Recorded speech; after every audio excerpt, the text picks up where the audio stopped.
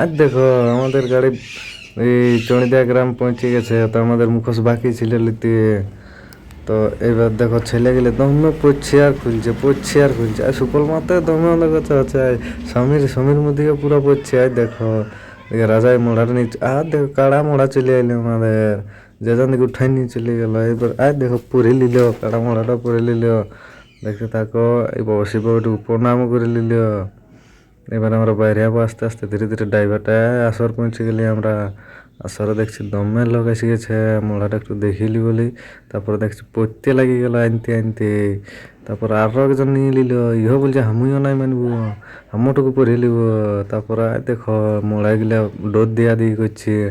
তারপরে রাজা মোড়াটা আমি বলি দেখিটুকু আমাকেও দেখতে হবে বলে গেলে ডোর দিয়ে দে, বলছে লাই ওদিকে রাখবি যা।